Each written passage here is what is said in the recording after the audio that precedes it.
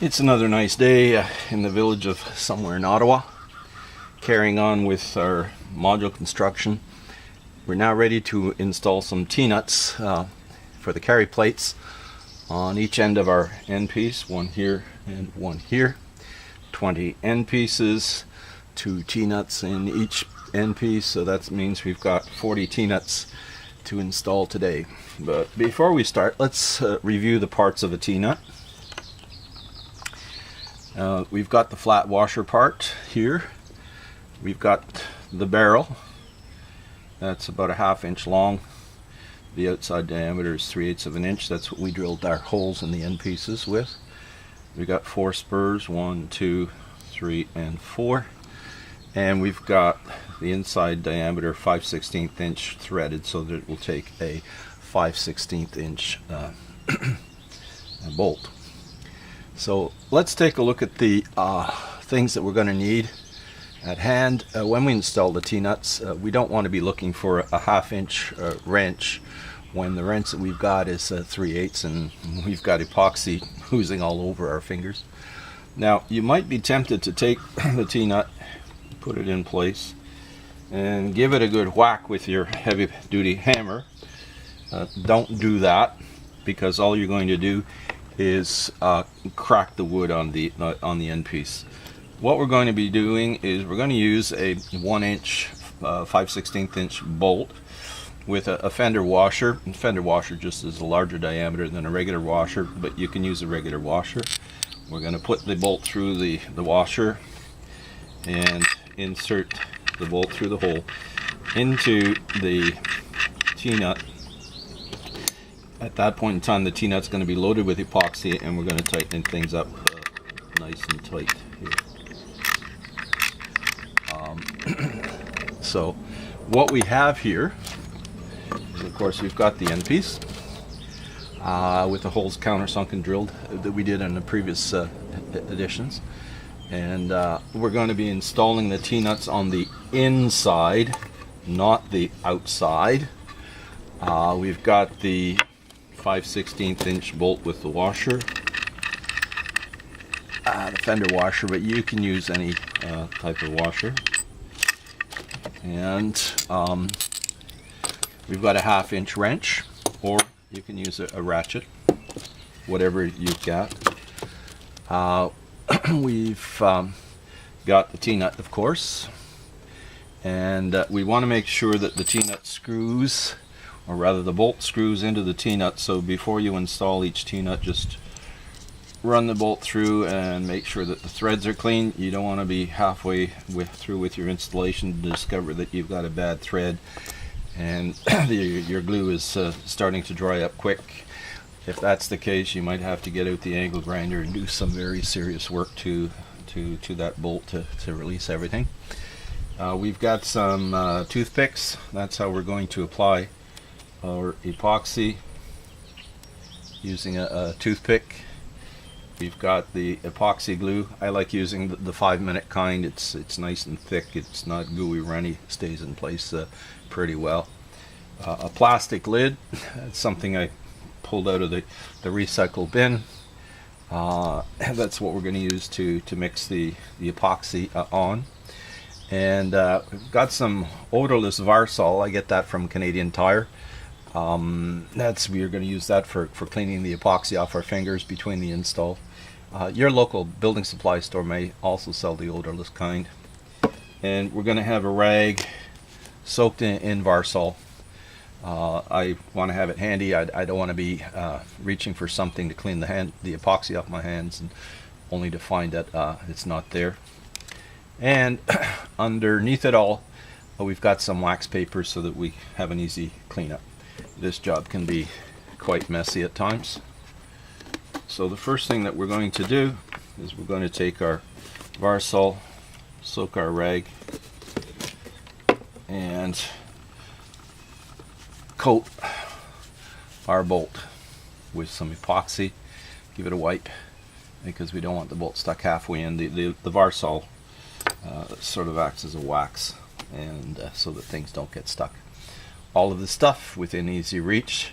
because once we start to mix and apply the epoxy, things are going to move real fast. So we first squeeze out equal gobs of part A and part B on the hardener. And we mix it all up with our toothpick.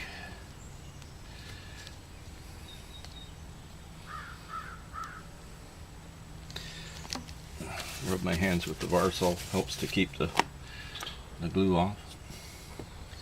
And then what we then do is we then take our toothpick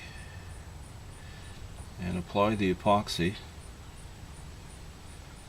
all on the underside of the washer part of the T-nut. Let's make sure we got it there all the way around. Don't be afraid to apply it liberally. And then take the T-nut, plunk it in the hole, and take our bolt with the fender washer. We're already starting to get glue over our hands.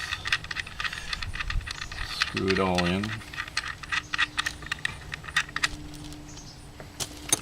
And then take our wrench and tighten things down.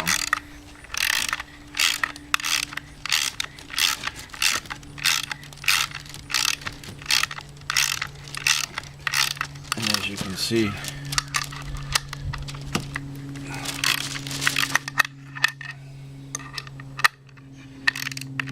the T-nut is being pulled into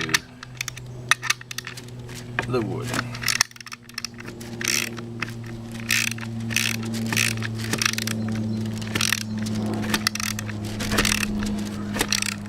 And we pull it in until it's nice and snug. Don't pull it too tight because you might crack the wood, but then you want to make sure that things are really in. Once we've got it snugly in there, release the bolt.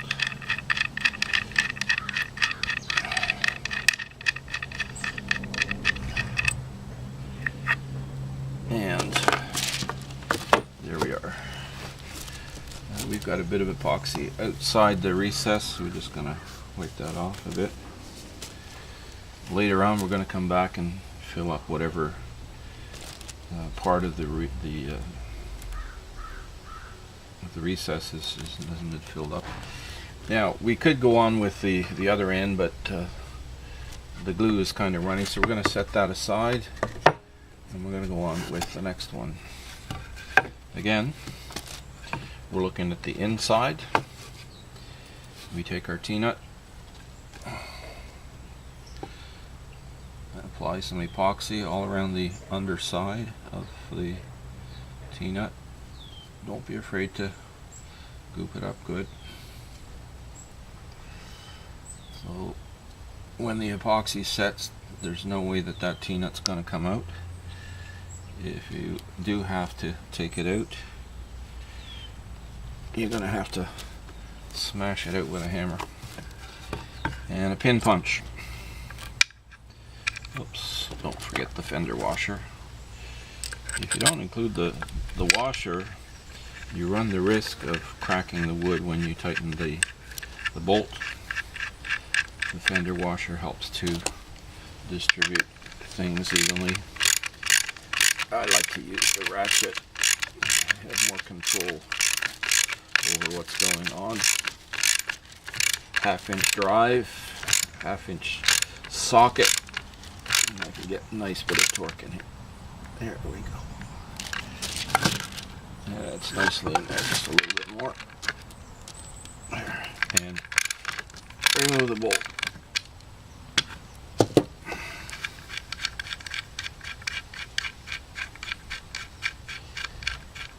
I can usually get about 3 or 4 T-nuts installed with each gob of epoxy. Clean the epoxy off the rest of the end piece, and we're just going to overlap that a little bit and on with the next one. And again, We're doing the inside. Take some epoxy, goop it up around the underside of the washer.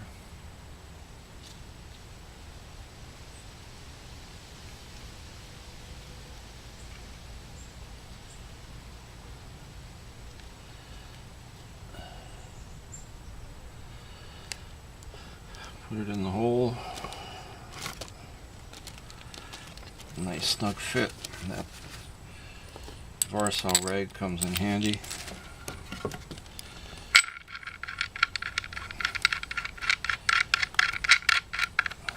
Thread the bolt in.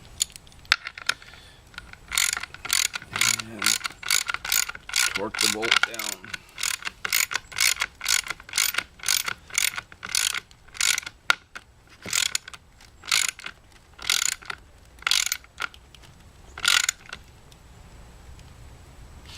Nice and snug.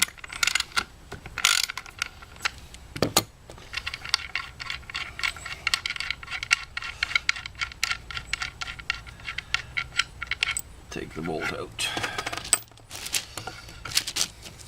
There we go. Now, I like to have epoxy spread about equally around that countersunk. So we've got some parts of it where the epoxy hasn't spread out, so we've only got a little bit of our epoxy left here before we have to mix up another gob. So I'm going to take whatever epoxy is left over and I'm going to poke it in to the countersunk part,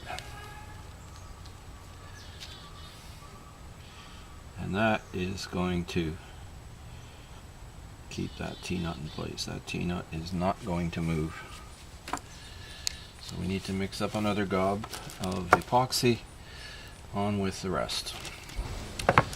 We've finished installing the T-nuts in one end of the end piece. The next step is to install the T-nuts in the other end of the end piece. We've been going through a number of plastic lids. It's hot today, and when things are hot, the epoxy sets up an awful lot faster, and it also happens to be a lot stickier and runnier, so we've been going through some plastic lids here. I'll mix up the epoxy again.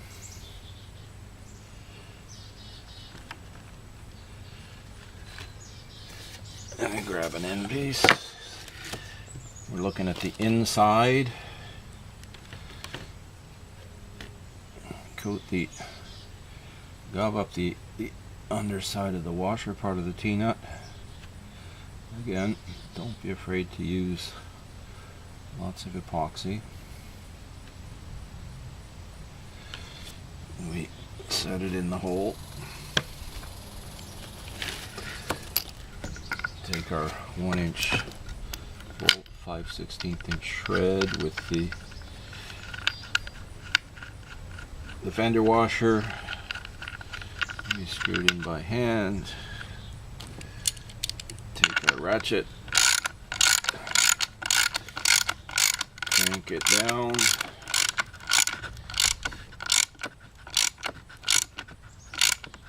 Make sure we've got it in there snug.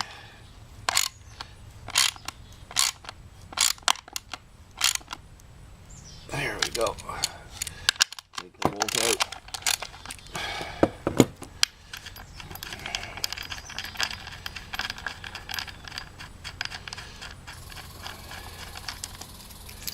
Take a look at what we've done.